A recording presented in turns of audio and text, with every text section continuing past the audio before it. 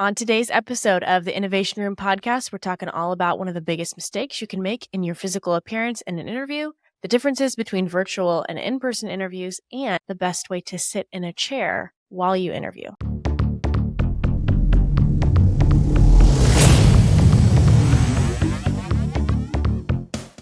Hey, y'all. Welcome back to the Innovation Room podcast. I'm one of your hosts, Tori, here with my co-host, Rhiannon. And today we are discussing the best practices for interview success in the nonverbal arena.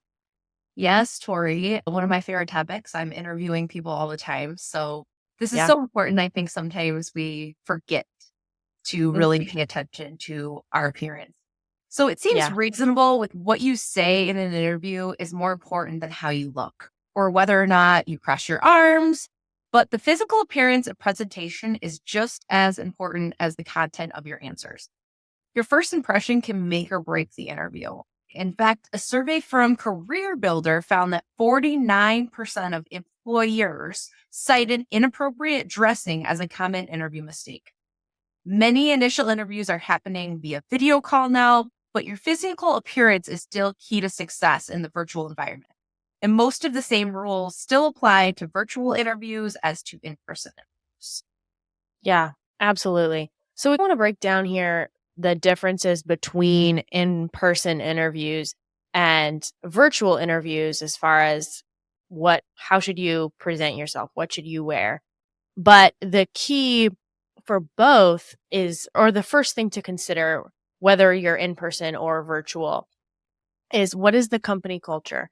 And how does the company culture, what's the vibe? How does that shape what you wear in an interview? At North American Science, our culture, as far as dress code, is a little bit more casual, right? We do wear jeans in the office. So something like that might mean that you can come. I wouldn't recommend necessarily wearing jeans to an interview, but it maybe means that you don't need to show up in a full suit. Maybe a button down and slacks will work for guys, or a nice business skirt and a blouse will work for ladies. But then there are other... One thing that I always say for this, and when you're thinking about company culture, if you do have a phone interview with, say, HR, like that initial phone interview, sometimes will not be video online call or in person. You can absolutely ask them what is appropriate in That's a regards great to idea. what is the company culture dress code. What is the dress code? You can absolutely ask that. If you don't have that opportunity, you basically have three facets. Obviously you have formal, and most of the time that's in your law offices, your finance offices, those upscale corporate offices. Obviously you have business casual, and then you have more of a casual look. I always say that it is better to be overdressed than underdressed. 100%. So if you 100%. think that the office is super casual for where you're interviewing, at least go business casual. Go that one step above what you think the office dress code is. It's 100% better to be overdressed than underdressed in an interview. Yeah, no, that's absolutely true. And that's a great tip, to talk to the HR person, or even if maybe you don't have a phone interview with the HR department, but you can even just say, I have an in-person interview, or I have a virtual interview coming up. Do you have a recommendation on dress code? Something like that would be completely appropriate. And I do work with some scholarship organizations or scholarship opportunities for high school girls. And for a lot of them, they do an interview and it's their first time interviewing, and they're in front of judges and they're being asked about their experiences and their opinions and things like that. And so it's their first time in this kind of setting, right? Now, we all know as working people, you're interviewing, right? Especially if you're really looking for jobs, you might be interviewing quite often. And so what I recommend to these young ladies, and what I would say to mostly anyone who's interviewing, especially, again, if you're in that in-person environment, when your full self is going to be seen. Virtual, you can fudge it a little bit, right, with just what you wear on top.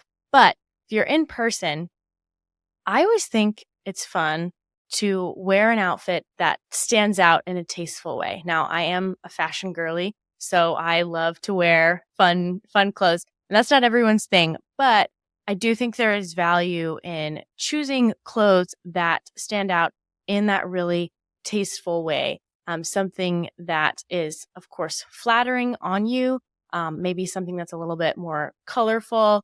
Consider what colors really look best on you. Do you really look amazing in all black?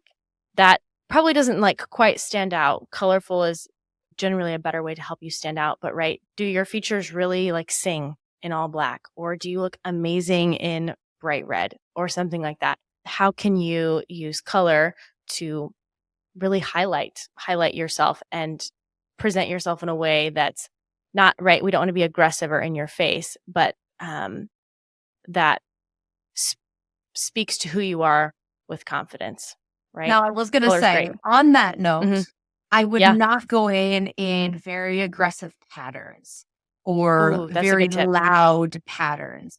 Yeah. And unless it is you are going into a fashion job or whatever, which is again, Yeah. you also have to consider where you're going into, what job you're going Yeah. into. So I don't know that I would wear a neon suit, like Probably a not. bright Yeah. neon green suit to an upscale office. However, like Tori is saying, it is okay to throw the pops of colors in there for guys, a nice brighter tie or Mhm. a bright shirt with a black suit. It is Mhm. okay to show a little bit of your personality. I know, Tori, we've been to many trade shows together. We have, both of us have hot pink dress pants Yep. and with a nice blouse. It's okay, but I would stick more to the solid colors and not very loud patterns. You don't want things distracting from you. So it's that fine Mhm. balance of showing your personality, staying professional, and not being too distracting. So same thing with, so also females jewelry. You don't want to Yeah. big, huge, loud pieces of jewelry. Jewelry's okay, but keep it classy, keep it simple. Same thing Mm. with also perfume, which sometimes we don't Mhm. think about, men and women. Yeah. You don't want to go in with a strong scent that, again, you don't know people in that office. Maybe somebody's super sensitive to smell. You don't want to give somebody a headache because you're in a close vicinity with them because you are overpowering. So think of those Yeah. little details that you don't want to overpower and be, again, distracting from your actual interview. But Yeah. definitely appearance is something that is that first impression. And that's a huge statistic, Tori. Yeah. 49% of employees cited improfessional dress as a reason Yeah. they didn't. That's huge. And that's Yeah. all so true today. And I think that a lot of times, many offices are leaning more towards the business casual. I've even seen like Mm. teachers, like in schools where it used Mhm. to be teachers are always super professionally dressed and very nice. Even teachers wearing jeans on a regular basis. Mhm. So even though I would say society has been a little bit more lax in regards to, or a little bit more casual in regards to dress, it's still very important because when you take pride in your appearance and take pride in what you're wearing, it shows obviously you care, you put thought into it. And it not only is that impression of yourself, it's that self confidence. When I feel good, I look good, I have that Yeah. confidence that exudes to those people that are interviewing you. Along with also just the dress, also look at your grooming habits. So don't wake up and go in with bedhead. Make Yeah. sure that things are taken care of. For women, for females, something to think about is nails. Mm. I normally have my nails done, but when I go to shows or I'm going to visit with a client, what I do to my nails are very different from my everyday, let's say, fun and bright colors. You don't want your nails overly long, so make sure you groom those, you Yeah. cut those down for an interview when you're not knowing exactly what the vibe is or what the, if you don't know what the culture is, I would say keep it fairly neutral. Those, and again, solid. You don't want a bunch of bright gemstones on your nails or bright Mhm. patterns or all of those. Keep it fairly neutral. And I think that you're good with that. That's always a safe choice. Even if you want to be fun, some red nails, as long as they're just red and no, again, no fun patterns or anything along those lines, red is fine. You can Yeah. have that pop of color or pink, a hot pink, Yeah. but definitely keep it neutral and keep it not so busy. Yeah. Absolutely. Just because, like Rhiannon said, it can become, whether or not it's intended to, it can become a distraction. And I think another important thing, we'll talk about this a little bit more in a bit about body language more, but sometimes, especially when we've got those really long nails, that can become a source of fidgeting or even a source of noise. So if I am clacking my fingers against whether it's the table or my chair or a water bottle or whatever, right? Sometimes we have habits that we don't think about. And so removing that as a source of distraction is a valuable, easy way to just check that box and make sure that's not a factor in your interview, right? The other thing I want to touch on here in appearance is the shoes that you're wearing. Okay. I am a lover of shoes also. And I love heels. They're so fun. And I'm comfortable in them and confident in them. And so I would feel comfortable and confident wearing high heels to an interview. In fact, I think when I interviewed with North American Science, I believe that I did wear tall heels. But that's not for everyone. And the most important thing when choosing your footwear is to choose shoes that are comfortable and that you really feel confident in, because comfort in many cases does equal confidence. However, it doesn't mean that, well, the shoes that I feel most comfortable and most confident in are my sneakers. Okay. Yes. Right. But maybe for ladies, maybe there's a pair of flats, or guys, I know sometimes you don't always feel super comfortable in those dress shoes. So do you have a different pair that's a little bit more comfortable, right? This is especially though for the ladies when you might feel pressure to wear heels to an interview, even though that's not really what you feel confident in. At the same So time, yeah, go with ahead, Ree. that, with those heels, and things like if you do get a new pair of shoes, because a lot of times big interviews coming up, we got a new outfit, Right. new heels, walk around in them. Make sure you, Yes. you are comfortable Yes. in them. Make sure that's not your first time walking in them. Is walking into our office has big stairs up to the front, and I just think that Yeah. falling down the stairs or any of those That nightmarish would be a things bad look. we Yeah. can't think about. But you have to think a lot of times in our minds, we're just sitting down at a table talking to the potential employers. However, you don't know necessarily what is going to transpire. Maybe they want to show you around the office a little bit. Maybe they want to Mhm. walk you around. Maybe they want to show you different departments, give you a tour. So think about those things. And that's why shoes are also important, is because you may not be just sitting down. You may be going on a tour. You may be doing certain things. So that's something to think about as well.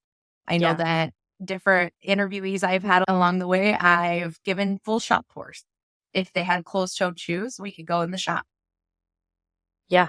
Absolutely. That's a good tip, Rhiannon. If you are interviewing for a company that does have a manufacturing facility or some sort of industrial space, it is definitely very smart to wear something that is closed-toed so that you can get an interview in that space, which of course just gives you more face-to-face time with the person who's interviewing you, just creates more space for conversation and connection, which is very valuable. So your shoes could make or And break it. along with that, we have obviously we have our shop and we have a lot of techs that work in our shop.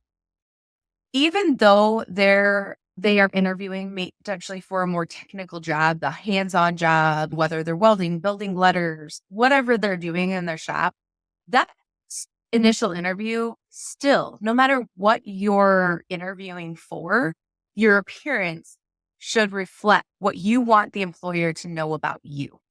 That you are put together, that you are responsible, that you are all of these things that you would want people to know. Even if you feel like you're interviewing for a job that wouldn't require you to wear that type of attire, it's still important and still definitely something to consider.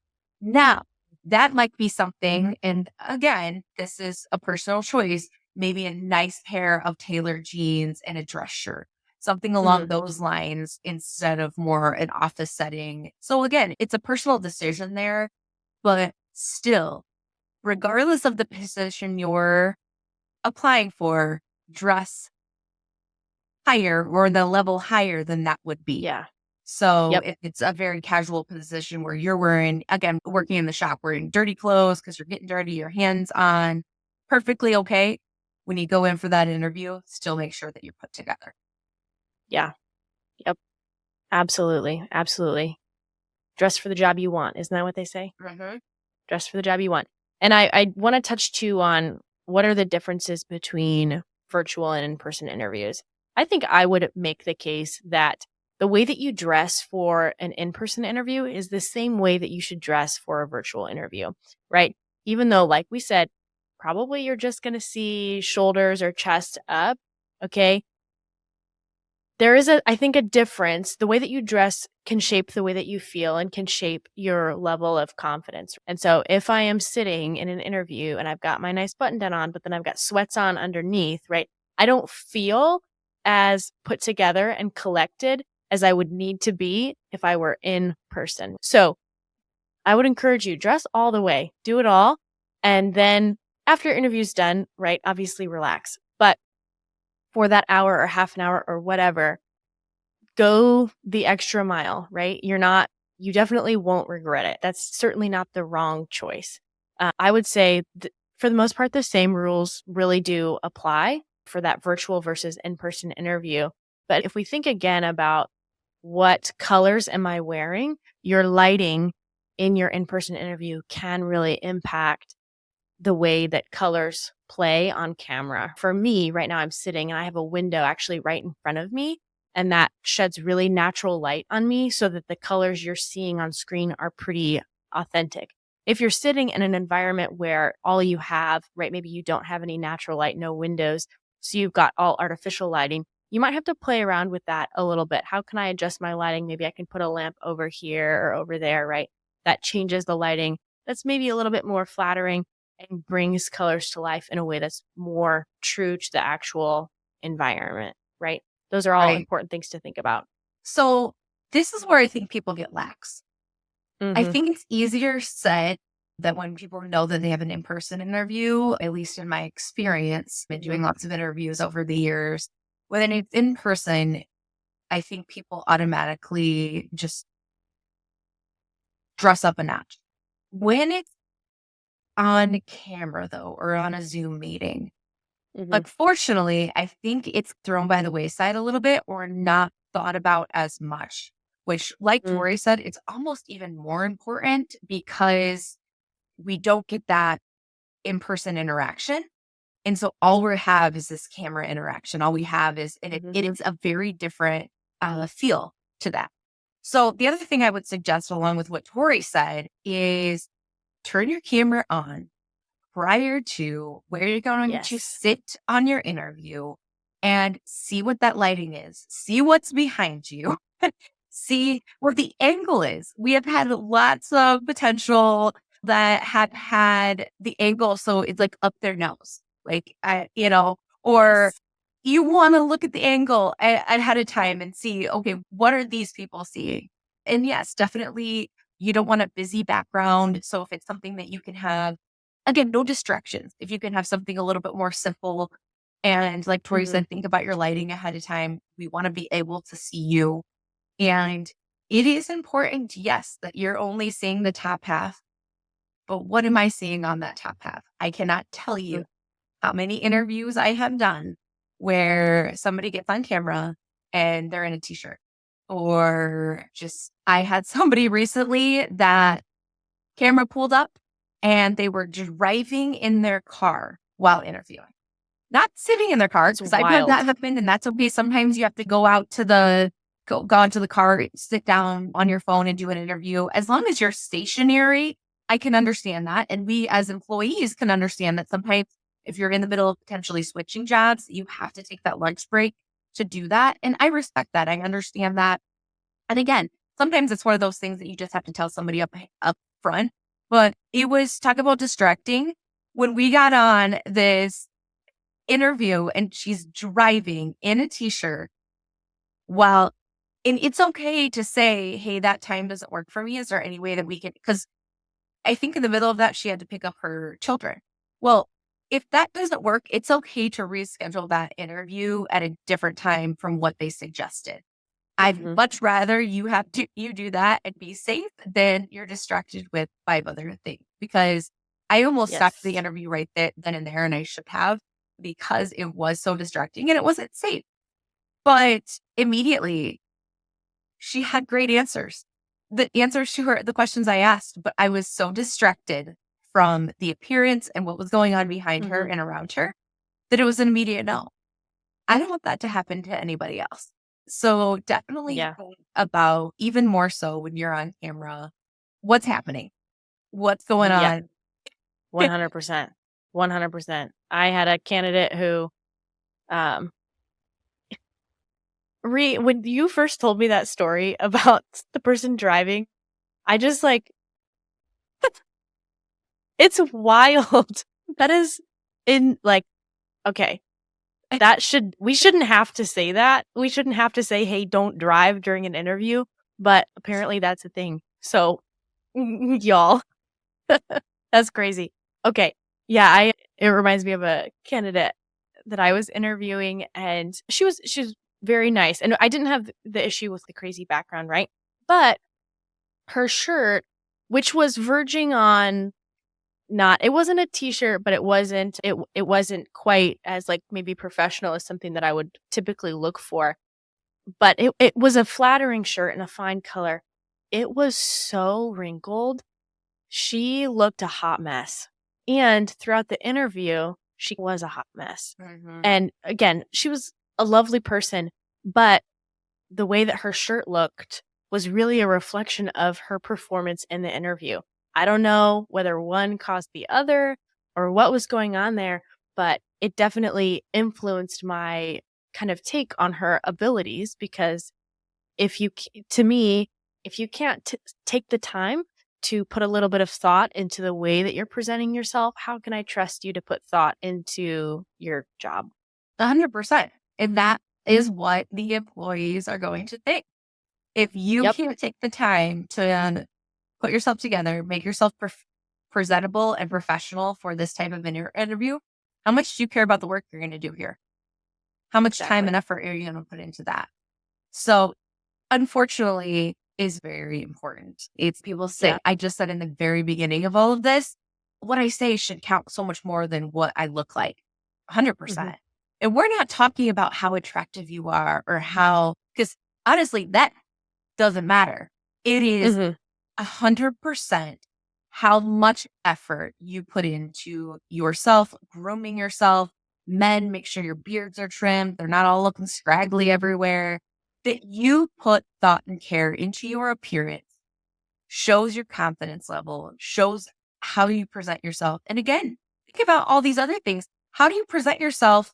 If you're presenting yourself to me that way as the boss or your potential boss, how are you going to present yourself to clients or other Hmm. employees?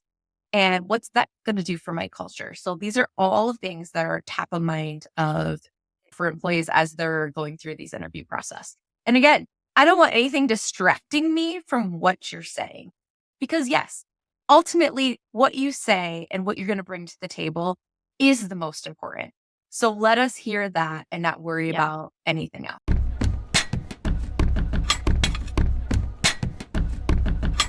Okay, so the other part of this whole conversation of the way that you present yourself, right? It's not just about how you dress or about how your hair looks, but it's also about your body language.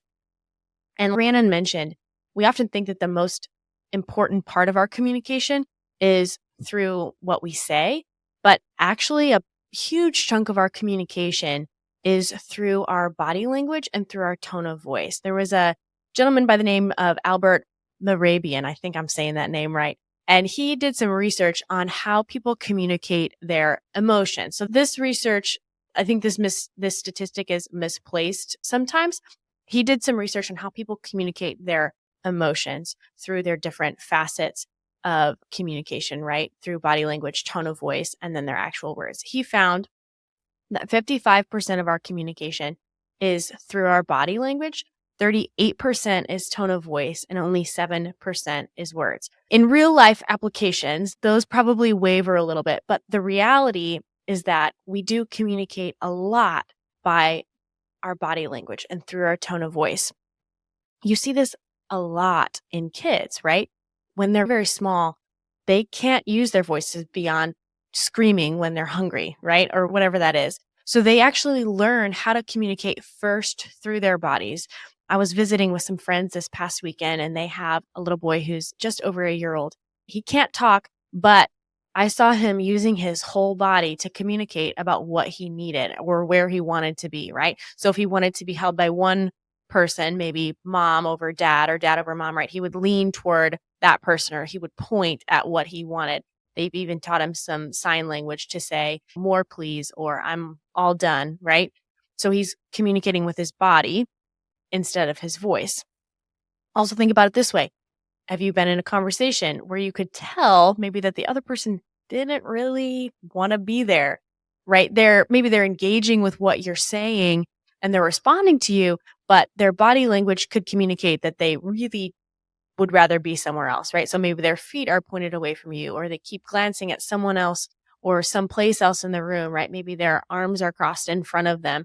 And you, as the person talking to them, can maybe read this person does not want to be here, right? Even though they're conversationally engaging with you. So these subtle body language cues can sometimes be more honest than what a person is actually saying. So that's what we want to dig into a little bit here in this section of today's episode. What is our body language saying about who we are and what we can bring to a company in an interview? So my first So tip here, Tori, yeah, just yeah, as you're going through this, is remember that, and this could go for both in person and online interviewing. However, it's even more important in person. Remember that interview is starting from the moment you walk in that building. yes, Okay. yes. So your body language and posture. So when you greet the receptionist and tell them who you are and what you're there for, how are your facial expressions? Are they open? Hmm. Are you smiling? And then they'll escort you to a waiting area usually and have you sit down. So what are you doing then? Are you bent over your phone, looking at your phone and that you're bored or that you don't want to be waiting? Think about these little things.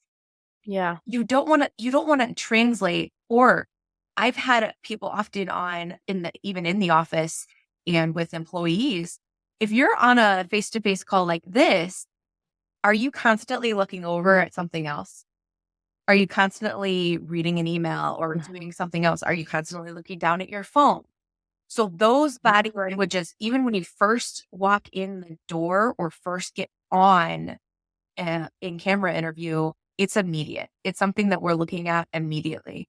I want to know how you interact with the receptionist or other employees that walk through the area prior to you Hmm. getting to meet, because that really does first tell me a little bit about your character and again, how engaged you are to be there.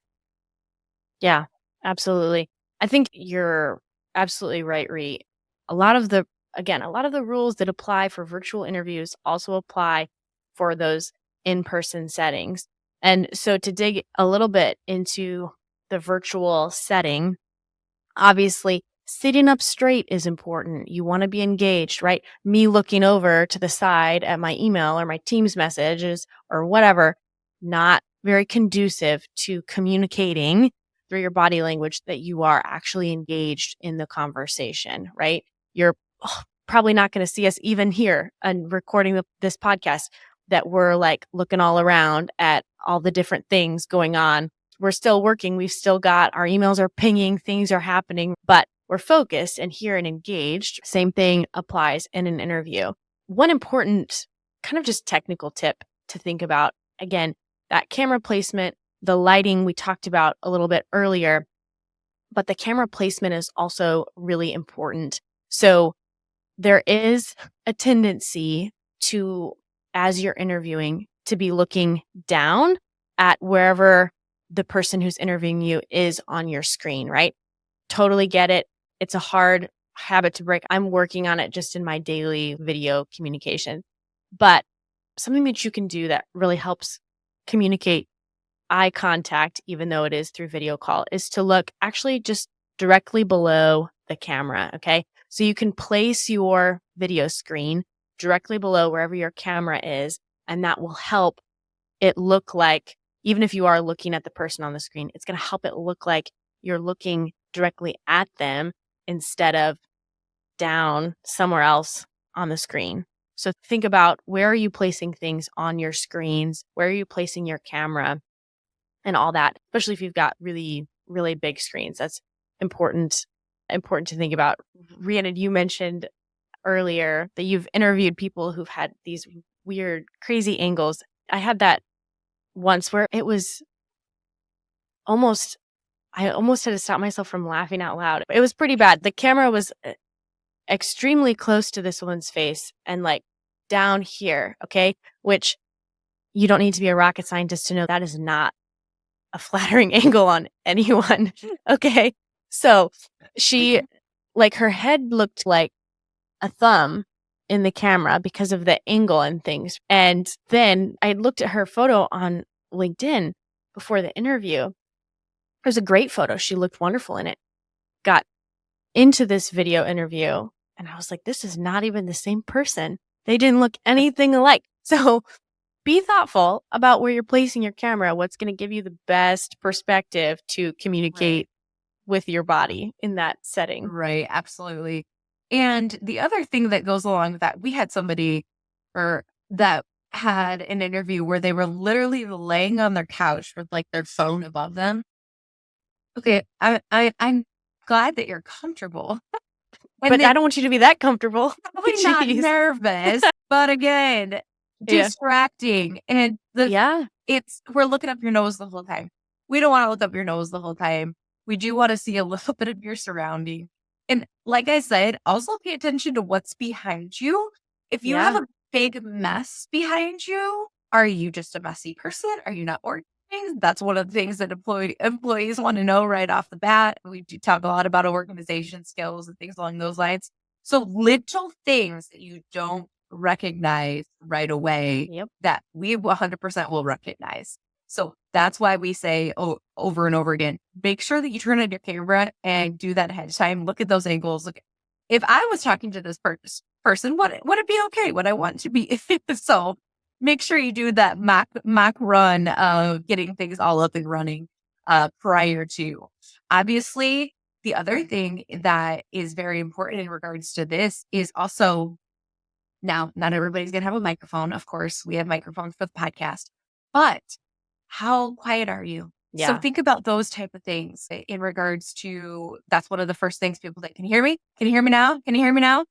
But think about that. You want to be heard. You want to be able to. So if there's any way that you can even do, I suggest this to everybody, do a mock Zoom with somebody else, set up a Zoom call.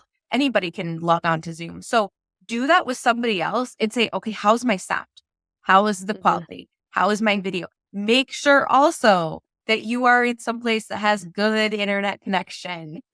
So that's another thing when we're trying to talk to you. It's so frustrating that if you're glitching constantly or your video doesn't work or it's just, it's one of those distracting things. Make sure that you are somewhere that has good internet access that you know is reliable. So we all know things happen. Of course. Technology is great until it's not.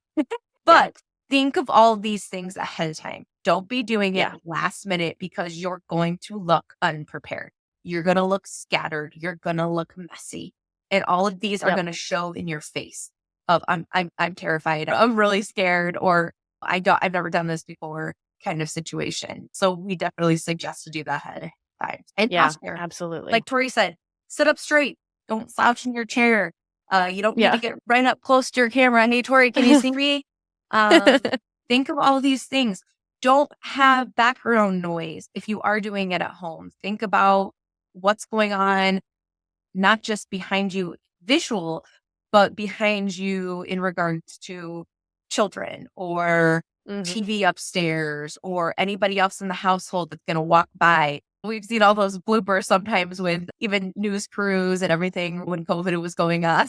and the funny things that people stood up and they didn't have pants on, they had boxers on, or all different things that we can think about. But think about the background noise as well. So, all really important things. The last thing I would consider y'all to think about as you're doing these virtual interviews, how are you acknowledging what's happening in a conversation without that being a distraction on a video call? So when we're in person, we're having a conversation, I might be saying yes or or oh yeah. I'm giving these verbal acknowledgments that I'm engaged and with you in the conversation.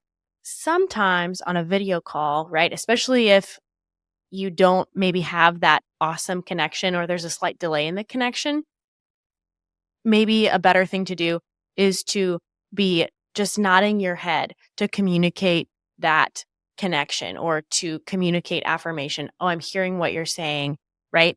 Versus actually saying, yeah, or because sometimes those little glitches will happen that kind of slow down the momentum of the interview, right? Because then me as the person maybe asking a question, I think you might have something to say, and so then it causes some of those, I guess, disfluencies is the word that we could use.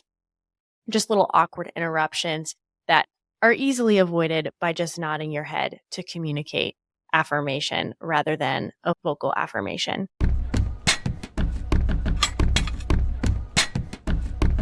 Okay, so virtual interviews are one beast. Body language is definitely easier to read in that in-person setting. So, first thing I want to touch on here is how are you sitting?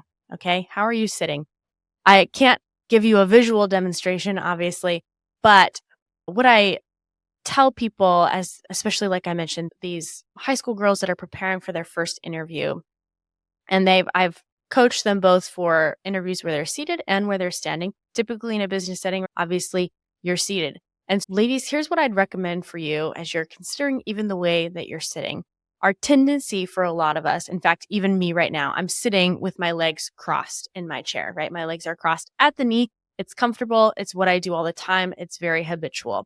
However, sometimes when we cross our legs at the knee, and this is my like dancer physical training side coming out, but when we sit with our legs crossed at the knee, that pushes our pelvis back, which makes it more difficult if you don't have a ton of flexibility to actually sit forward and to sit up in your chair, right? It sometimes can force you to sit back and to sit slouched a little bit more. So instead of crossing your legs at the knee, cross them at the ankle.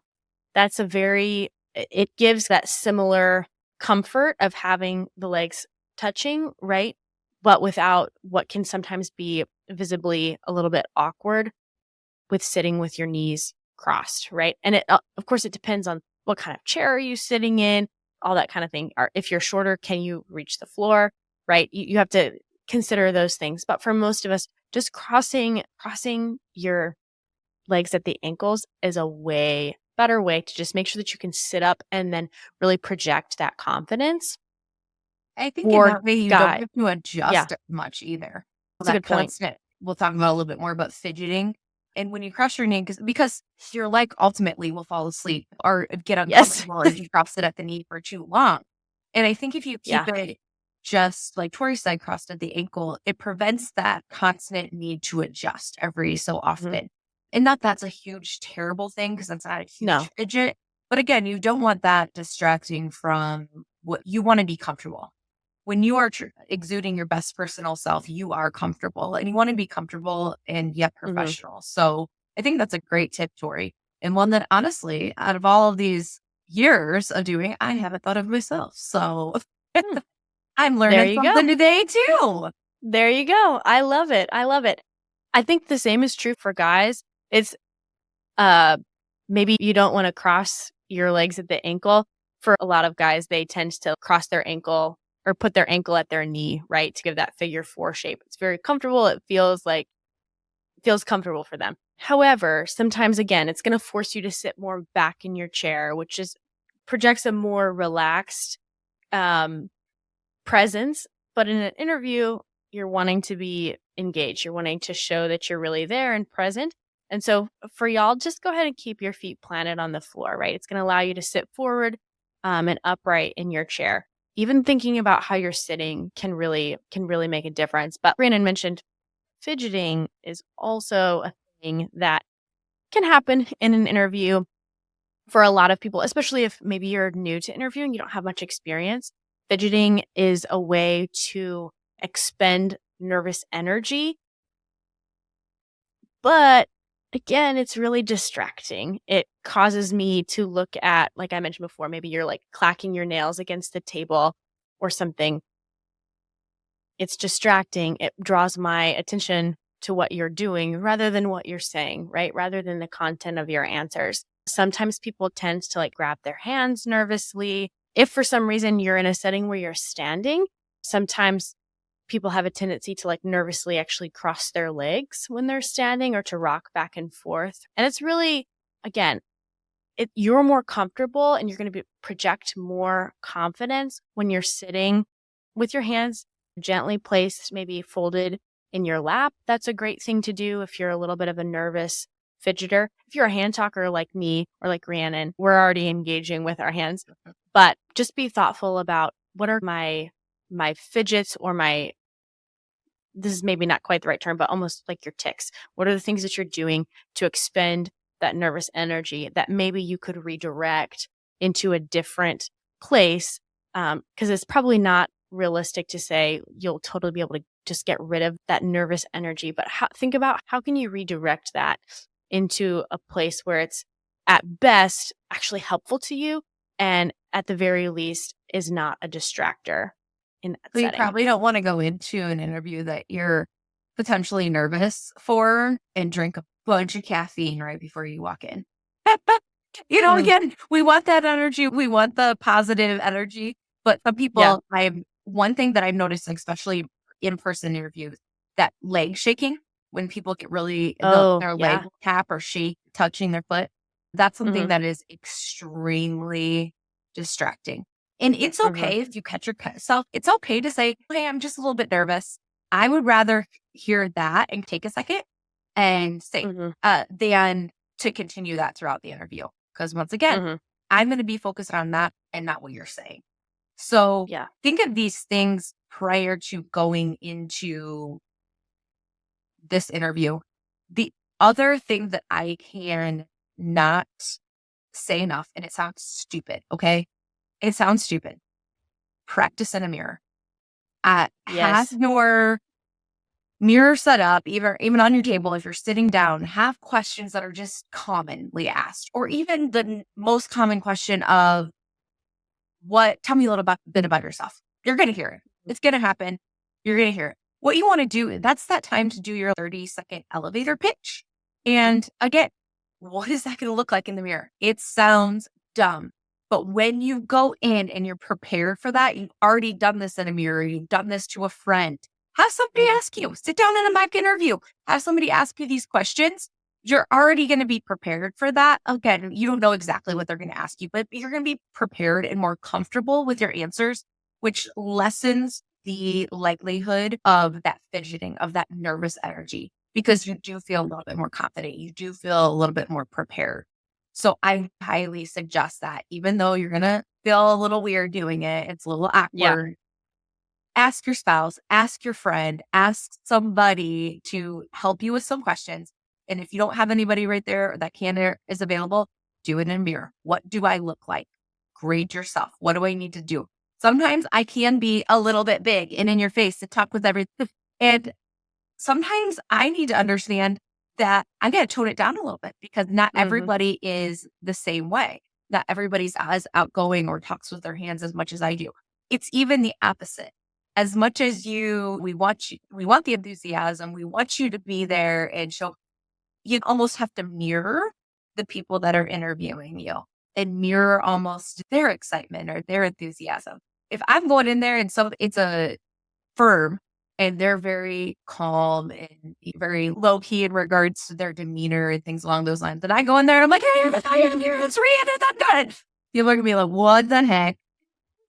So Yeah. think about those things too, just your personality. Sometimes I have to tone myself down in certain areas or realize that talking with my hands, though somewhat expressive, can also be distracting.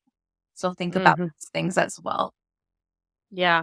Practice really does make perfect. The other thing that you can practice is making eye contact. This seems like it goes without saying that eye contact is really important.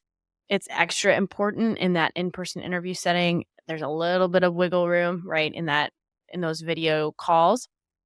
But I know when I'm interviewing you in person if you are or aren't making eye contact with me. So if this is something that's challenging for you, it's okay. It's hard for a lot of people, especially because we spend more time on our phones now than ever before. So we get less face to face time. Just practice it in your day to day conversations. Make sure that you're making eye contact with folks as you're just chatting about the weather or catching up on what happened during the day. Make sure that you're making eye contact. I find this in myself. I have a tendency when I'm the one speaking to be looking off because I'm thinking about what I'm saying, right? And it's not rude or anything like that. It's just a habit that I've built. And so I have to be really mindful to make intentional eye contact. It can be hard, but if you practice it and you make it into a habit, even that fidgeting thing, try to practice channeling that energy somewhere else. Once you build it into a habit, then you get into that interview setting. You don't have to think about it because you've practiced it already. That self-awareness piece is huge. Knowing Yeah. I'm the same way with Tori. And again, it's different personality types. Mhm. Sometimes I can get really excited about answering a question and almost interrupt. And that is never my intention to interrupt. However, again, I know this. So I need to make sure that somebody, especially in an interview setting, gets their question out thoroughly, gets everything out. And then I sometimes I'll even stop and say, that's a good question. Let me think about that for a second. That's Mhm. okay because it slows down the pace a little bit, gives you time to breathe, also lets you think of those thoughts that if you're like me, sometimes like Tori, we want to rush to what we want to say Yeah. and we're not listening to the context enough because we are so excited about joining in on this conversation and what we need to say next.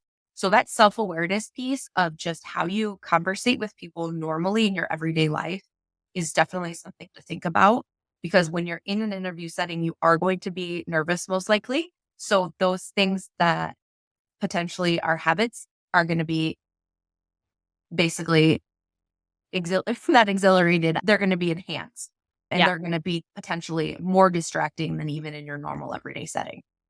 Yeah. Absolutely. The last thing to think about when you're in that in person interview, and this is subtle, it may or may not make a difference, but just a good thing to think about.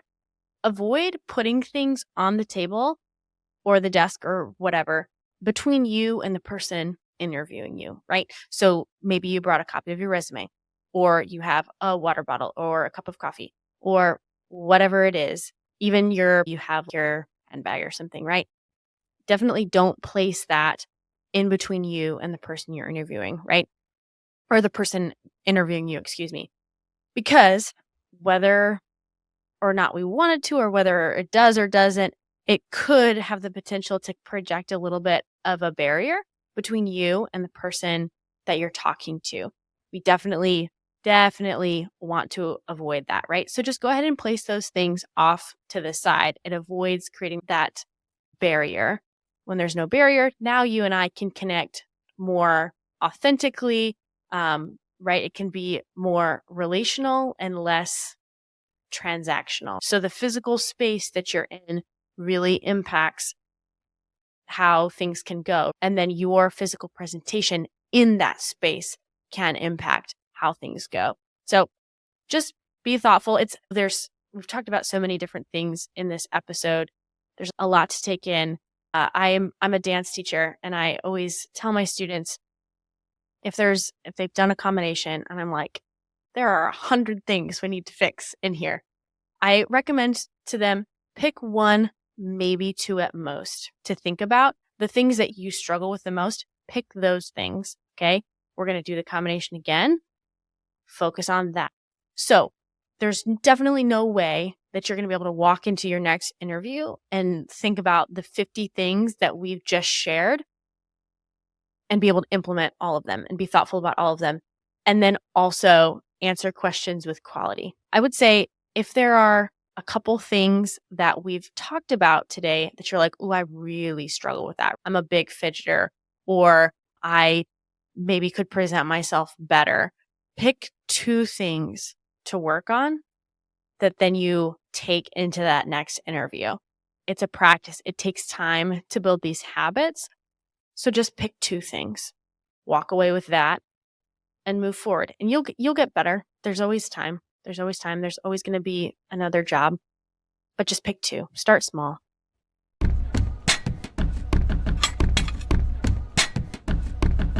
All right, Tori, we've talked about a lot today on this episode, but to wrap everything up, your physical appearance is extremely important. And that's both your body language and also your physical appearance. And both of those are super important to having that successful interview that you're looking for. Make sure you Mhm. do your research on the company and culture and be sure to practice things like the eye contact, the fidgeting, and just preparation. And we want you to project confidence.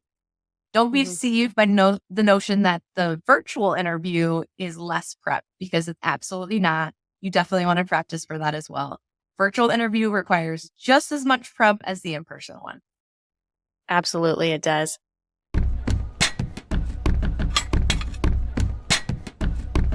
Okay. Everybody, thanks so much for joining us today for this really interesting, hopefully helpful conversation about how are you just presenting yourself physically in that interview, whether it's virtual or in person. You can check out other episodes of the Innovation Room podcast to get more helpful content just like this. You can also sign up for our monthly InAssign newsletter at the link in this episode's description. And that newsletter just provides more educational resources like what you get here on the podcast. The last thing I want to share with y'all, this is very exciting news, is that we have just launched a brand new website for the podcast. On there, you can find you can subscribe to the podcast. You can get really interesting blog articles that cover topics that we might not always be able to get to here on the podcast. You can send us questions and comments, and you can also sign up to be an expert guest on our website. So go check that out. You can also find that link down in the description. We hope you'll come visit, check it out, let us know what you think, or let us know what you want to hear us talk about next on the Innovation Room. And until next time, y'all, keep innovating.